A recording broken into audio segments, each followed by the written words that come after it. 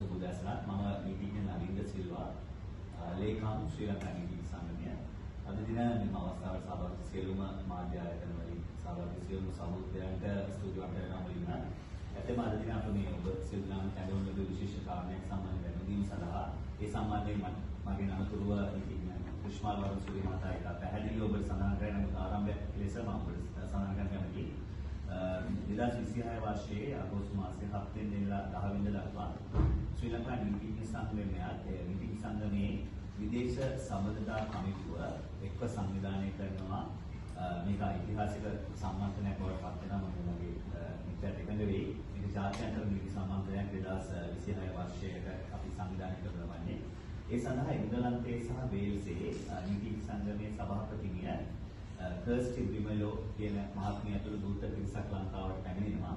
ඔවුන් පැමිණිලා ඉන් අනතුරුව මේ සම්මන්ත්‍රණය අපි පවත්වනු ලබනවා.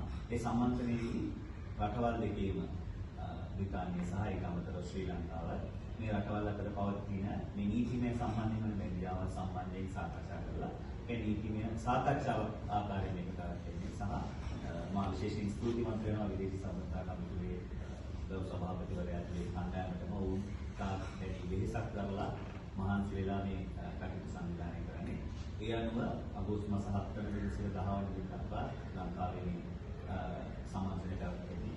මේ තාම ඓතිහාසික අවස්ථාවක් නිසා මා කැමති මාධ්‍ය මගේ සම්බන්ධයෙන් මේ කුළු ප්‍රචාරය ලබා මම සම්මන්ත්‍රණය සම්බන්ධ වෙන කාරණා සම්බන්ධයෙන් කරුණු දැක්වීම සඳහා මදුවර්ධිත කුෂ්මාල් වරුන් මහතා එතුමා තමයි ශ්‍රී ලංකා නීති සංගමයේ විදේශ සම්බන්ධතා කමිටුවේ සභාපතිවරයා වෙන ඔහු තමයි මේ සම්මානයෙන් මහන්සිය ඒ සියලුම කැපකිරීම් කරන්න නිසා මේ සම්මානය සාර්ථක කරන සුදුසුම පුද්ගලයා වන එතුමා ඒ නිසා මම එතුමාට ආරාධනා කරනවා මේ සම්මානයෙන් මාධ්‍ය දැනුවත් කරන ලෙස. සුබ උදෑසනක් ඔබ සෑම දෙනාටම විශේෂයෙන්ම අපගේ ආරාධනය පිළිගෙන රාහුලත් මිත්‍ර නලින්ද සිල්වා ගරු ලේකම්තුමා උපාධි කෙටි දැනුම් දීමකින් වුවද මෙතනට ආපු මාධ්‍ය ආයතන සියලු දෙනාට මම ස්තුතිවන්ත වෙනවා. අද මා සමග මේ සාකච්ඡාවට සහභාගී වෙනවා ඔබලා දන්න නීතිඥ සංගමයේ ගරු ලේකම් රාහුලත් මිත්‍ර නලින්ද සිල්වා නීතිඥ මහතා සහ අපගේ ශ්‍රී ලංකා නීතිඥ සංගමයේ විදේශ සම්බන්ධතා කමිටුවේ කැඳවුම්කරුවන් සහ සමාජිකයින් මම එහි සභාපති අධිනීතිඥ කුෂ්මාල් වර්ණසූරි නලින්ගේ අවසරය ඇතුව අපි සිංහලෙන් මූලික හැඳින්වීමක් දීලා ඊට පස්සේ ඉංග්‍රීසි මාධ්‍ය සඳහා කෙටි හැඳින්වීමක් ඉංග්‍රීසි භාෂාවෙනුත් අපි ඔබලා ඉදිරියේ ලබනවා. මේ අපි කරන්ට ඓතිහාසික වැඩ. ඒ කියන්නේ ශ්‍රී ලංකාවේ නීතියේ අපේ ගොඩක් පදනම වන ඉංග්‍රීසි නීතිය රෝගලන්දේශ නීතියත් එක්ක ඉංග්‍රීසි නීතිය ලැබිච්ච අපේ එක්සත් රාජධානියේ මහා බ්‍රිතාන්‍යය එංගලන්තයේ සහ වේල්ස් කියනවා ඒගොල්ලන් කියනවා bar association bar council of England and Wales කියලා. එංගලන්තයේ සහ වේල්ස් හි නීතිඥ සංගමයේ ගරු සභාපතිනි කර්ස්ටි බ්‍රිම්ලෝ කේසි රාජ්‍ය නීතිඥ කර්ස්ටි බ්‍රිම්ලෝ මහත්මිය සහ ඇයගේ දූත කණ්ඩායම සමග එකතු වෙලා ශ්‍රී ලංකාවේ නීති විශාරදීන් නීති ක්ෂේත්‍රයේ ප්‍රාමාණික විද්වතුන් සහ අපගේ ශ්‍රේෂ්ඨාධිකරණ අභ්‍යාචනාධිකරණ විනිසුරුවරුන් මේ සියලු දෙනාම සහභාගී වන නවීන පන්නයේ වැඩමුළුවක් නීතිඥ වැඩමුළුවක් සාකච්ඡාවක් අපි සූදානම් කරලා තියෙනවා අගෝස්තු මාස 7 වෙනි දින සිට අගෝස්තු මාස 9 වෙනිදා දින දක්වා පස්සේ 7 වෙනිදා උදේ සිට 7, 8 සහ 9 දිනයන්හිදී මෙම වැඩමුළුව අපි ලෑස්ති කරලා තියෙනවා. මෙය ලංකාවේ නීති ක්ෂේත්‍රයට පමණක් නොවේ මේ දවස්වල දේශපාලන සමාජීය භූදේශපාලනික සහ නීති ක්ෂේත්‍රයේ සාකච්ඡා වන ලංකාවේ නීති ක්ෂේත්‍රයට පමණක් ආවේනික නොවූ ලංකාවේ අභිවෘද්ධියට සංවර්ධනයට සහ ඉදිරි අපේ ලංකාව ඉදිරියට ගෙන යනවා නම් අපි වෙනස් කළ යුතු පද්ධතීන් රාශියක් පිළිබඳව නීතිමය ව්‍යුහයන් මේ සාකච්ඡාවේදී සාකච්ඡාවට බඳුන් කරන්න අපි ගොඩක් හිතලා අපි විෂයයන් මේකට අන්තර්ගත කරලා තියෙන්නේ ඒකින්දමයි මම කෙටියෙන් සැකවින් මේ විෂයයන් මොනවාද කියලා ඔබලා ඉදිරියේ තබන්න. පළවෙනි දවසේ 7 වෙනිදා අපි සාකච්ඡා කරන්න බලාපොරොත්තු වෙනවා ඍජු විදේශ ආයෝජන ආකර්ෂණය කර ගැනීම සහ වාණිජ්‍ය බේරුම්කරණයේ කාර්යභාරය. ඍජු විදේශ ආයෝජන ආකර්ෂණය කර ගැනීම සහ වාණිජ්‍ය බේරුම්කරණයේ කාර්යභාරය ඔබ සෑම දිනම එකඟ වෙනවා. ශ්‍රී ලංකාවට මේ අවස්ථාවේ අවශ්‍යම මෙය විශේෂයෙන්ම ආයෝජකයින් විවිධ නලින් ආයෝජකයින් අපි සමග සාකච්ඡා කරනකොට ඕනට තියෙන ලොකුම ප්‍රශ්නය තමයි අපගේ නඩු වල දීර්ඝව ඇදියා.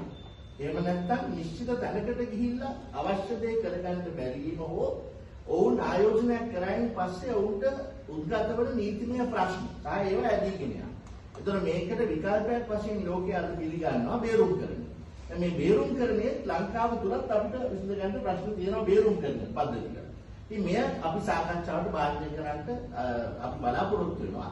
විදේශ ආයෝජන කොහොමද අපි අලුත් පන්නේ විදේශ ආයෝජන ලංකාවට ගෙන්නගන්නේ? ඒක ආකර්ෂණය කරන්නේ කොහොමද? ඒ ආකර්ෂණය කිරීමට තියෙන නීතිමය බාධාවන් තියෙනවා නම් ඒවා අපි ඒ ගැටලු නිරාකරණය කරගන්නේ කොහොමද?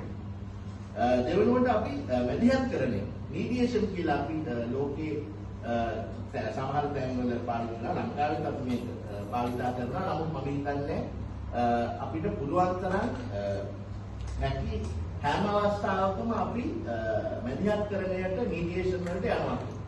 මැදිහත්කරණය සහ වාණිජ්‍ය ආරවුල් වලදී විකල්ප ආරවුල් විසඳීමේ වැදගත්කම කියන මාතෘකාව අපි සාකච්ඡා කරන්න යනවා. උදාහරණයක් වශයෙන් ඔයලා සමහරක් දන්නවා මම මහා විත්තාගනේ මම සේවය කරනවා ඒක කාලයන් වලදී.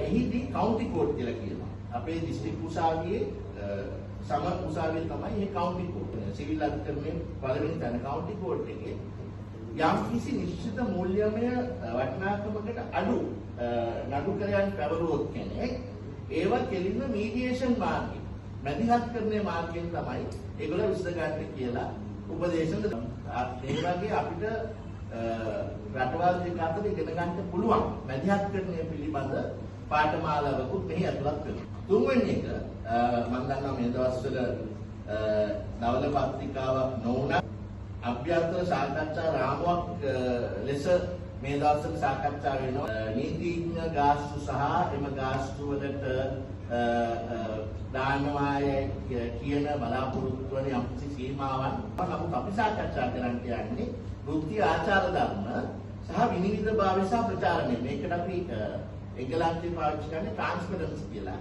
විනිවිදභාවය එතන තමයි මේ දැන් එංගලන්තය සහ වේල්සි නීතිඥ සංගමය නම් පනවලා කියනවා ඔවුන් විසින්ම වැදගත් නීතිඥ සංගමය විසින්ම පිටින් බාහිරව නෙමෙයි නීතිඥ සංගමය විසින්ම අනුගමනය කරනවා යම්කිසි ස්ථාවරයක්.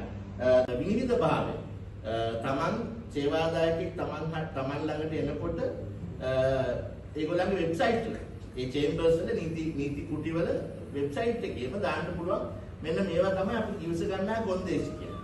ඒක එංගලන්තයේ සහ වේල්සි නීතිඥ කවුන්සිල් එක නීතිඥ සංගමයම තමයි එම රෙගුලාසිකරණය කරන්නේ. නැතුව පිටින් ආපු බාහිර ආයතනයක් හෝ ආණ්ඩුවක් විසින් නෙමෙයි. දැන් එතකොට මේ වගේ දේවල් අපි සාකච්ඡා කරන්න යනවා. කොහොමද නීතිඥ ප්‍රජාව තවත් පුරවැසියා ළඟට ලං කරන්නේ? පුරවැසියාට බයක් නැතුව නීතිඥ ප්‍රජාව වෙත තමන්ගේ නඩු හබවලට පැමිණීමට ඇති බාධා තිබෙනවා නම් අපේ වෘත්ති ආචාර ධර්ම සහ මම මේ කියපු විනිවිදභාවය සහ ප්‍රචාරණ රීති අපි කොහොමද අපි නැවත වරක් මේ ගැන සලකා බලන්න. දෙවනි දවසේ සෙන්සුරාදා අපි සාකච්ඡා කරන්න බලාපොරොත්තු වෙනවා කෘත්‍රිම බුද්ධි. මේ දවස්වල අපි හැමෝම කතා කරන දෙයක් තමයි AI artificial intelligence. කෘත්‍රිම බුද්ධිය සහ දත්ත ආරක්ෂාව. කෘත්‍රිම බුද්ධියත් සමග කොහොමද නීතිඥ වෘත්තිය කරන්නේ? ඒ සමගම දත්ත ආරක්ෂාව, data protection සහ සේවාදායක රහස්‍යභාවය. මේක අපේ නීතිඥ වෘත්තියේම අපේ රීතින් වල කොටසක්. සේවාදායක රහස්‍යභාවය, confidentiality. කොහොමද lawyer කෙනෙක් අපි කියන lawyer client privilege කියලා. මේවා කොහොමද දත්ත ආරක්ෂාව සහ AI සමග ගැටෙන්නේ?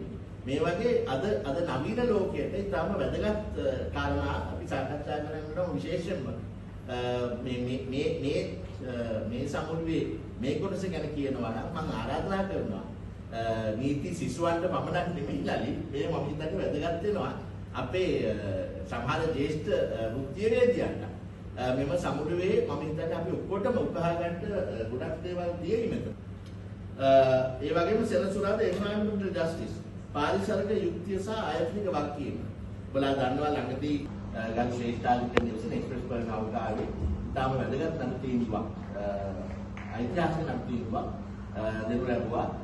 කොහොමද කෝපරේට් රෙස්පොන්සිබිලිටි එහෙම නැත්නම් අපගේ පාරිසරික යුක්ති ධර්ම සහ ඒවයි ආයතනික වගකීම් පිළිබඳව ඉතින් මේකත් අපි සාකච්ඡා කරන්න බලාපොරොත්තු වෙනවා සෙනසුරාදා දිනේ.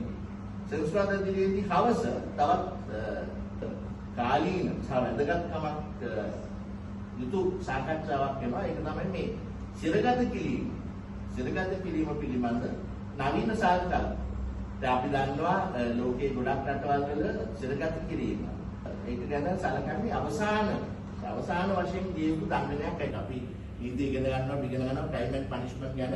ටයිම් ඇන්ඩ් පනිෂ්මන්ට් වල මේ අපරාධ නීතියේ දඬුවමක් දීමේ දෙවැදෑරුම් අදහසක් තියෙනවා. එකක් තමයි මේ වරද කරන කෙනාට දෙන දඬුවම. දෙවෙනි එක තමයි සමාජයට දෙන පාඩම. Taman මේක කරොත් Tamanට මෙන්න මේ දඬුවමක් කිමිනෙන්න පුළුවන්. දැන් නූතන ලෝකයේ මේ පිළිබඳව දක්වන විදිය තමයි ඒ දණ්ඩනය. එහෙම නැත්නම් අපි ඩෙටරන්ට් කියලා ඉංග්‍රීසියෙන් කියනවා. උදාහරණයක් වශයෙන් ටැගින් කියලා තියෙනවා. එංගලන්තයේ අපි මේක පාවිච්චි කරනවා කෙනෙක්ට මේ ඇන්කල් එකේ කකුලේ ටැග් එකක් දානවා. ඒක මත යාට කියනවා අහවල් රේඩියස් එකක් පිටින් වාට යන්න බෑ. ගියොත් සිග්නල් එකක් දෙනවා. දැන් හිරේ නෙමෙයි ඉන්නේ. නමුත් හිරේ දැම්ම වගේ පනිෂ්මන්ට් එකක් යන්න දෙනවා. ඒ වගේ ඒවා දීලා බලන්නේ සිරගෙවල් පුළුවන් තරම් අඩුවේ සිරගෙවල් වලට දාන්න. අලුත්ම පළවෙනි පාරට යන කෙනෙක් සිරගේ දැන් අපේ තියෙන දඬන සිරගෙවල් ඇතුළට ගියාම සමහර ලාවට එළියට එනකොට ඔහුත් තවත් ආමරිකයෙක් තවත් ආමරිකයෙක් වීමේ අවදානමක් තියෙනවා. ඒකින්ද මේවා ගැන අපි සාකච්ඡා කරන්න බලාපොරොත්තු වෙනවා. මෙහි අපි තවත් සාකච්ඡා කරන්න යනවා මේ තවත් අලුත් concept එකක්. deferred prosecutions කියලා. ඒ කියන්නේ යම් වරදකරුවෙකු සමග ඔහුගේ අපරාධය පිළිබඳව తాවකාලික නැවැත්වීමකට ගිවිසුමකට එනවා. తాවකාලික නැවැත්වීමක් ප්‍රමාද කිරීමේ ගිවිසුමකට එනවා. ඒ අභිචෝදකයා සමග ප්‍රොසිකියුටර් ලංකාවේ නීතිපති දෙපාර්තමේන්තුවට පුළුවන් ඒ එකඟතාවයකට එන්න ඔබ අහවල් කාලයක් තුලදී මේ වැරදි නොකර සිටියොත් අපි මේ දඬුවම සම්පූර්ණයෙන් ඉවත් කරනවා. తాවකාලිකව දඬුවම නැවැත්වීම හෝ ප්‍රමාද කිරීමේ ගිවිසුම. මේවත් අපි සාකච්ඡා කරන්න බලාපොරොත්තු වෙනවා සෙන්සුරාදා. අවසාන වශයෙන් තවත් ඔබලාට කාලීනයි කියලා මම විශ්වාස කරන මාතෘකාවක් අනාරක්ෂිත සාක්ෂිකරුවන් සහ ළමා අපයෝජන. මේ දවස්වල නැවතත් සමාජයේ කතා වෙන මාතෘකාවක් ළමා අපයෝජනය සහ සාක්ෂිකරුවන්ගේ ආරක්ෂාව witness protection කියලා අපි කියනවා. මෙයත් අපි සාකච්ඡා කිරීමට බලාපොරොත්තු වෙනවා. මම හිතන්නේ මෙය සැකවින් අපේ බලාපොරොත්තු වන මේ ක්‍රියාදාමයේ අන්තර්ගත කරුණු පිළිබඳ මේ සැකවින් ඔබලාට ඇති. අපි බලාපොරොත්තු වෙනවා ලංකාවේ මම කිව්වා වගේ ප්‍රාමාණික විද්වතුන් නිශ්චකරුවන් සහ එංගලන්තයේ මේ කරුණු පිළිබඳව පළපුරුදු අවුරුදු ගානක් පළපුරුදු තියන අය ගෙනල්ලා මේ සාකච්ඡාව අපේ රටවල් දෙක අතර වෙන හින්දා බලාපොරොත්තු වෙනවා. මම කිව්වා නීති ශිෂ්‍යයන් පමණක් නෙමෙයි තරුණ නීතිඥයින් පමණක් නෙමෙයි අපේ නීතිඥ ප්‍රජාවම මේකට පැමිණ අප සමග සහභාගී වෙලා මේ අපේ නීති පද්ධතිය කෙසේද නවීකරණයට භාජනය කරන්නේ අපේ වටිනාකම් රඳවාගෙන කොහොමද අපි මේ සාකච්ඡාව ඉදිරියට ගෙනියන්නේ කියලා ඔබලා අපි තමයි එකතු වෙයි කියලා මම බලාපොරොත්තු වෙනවා ආරාධනා කරනවා ඔබ සෑම දිනකටම එන්න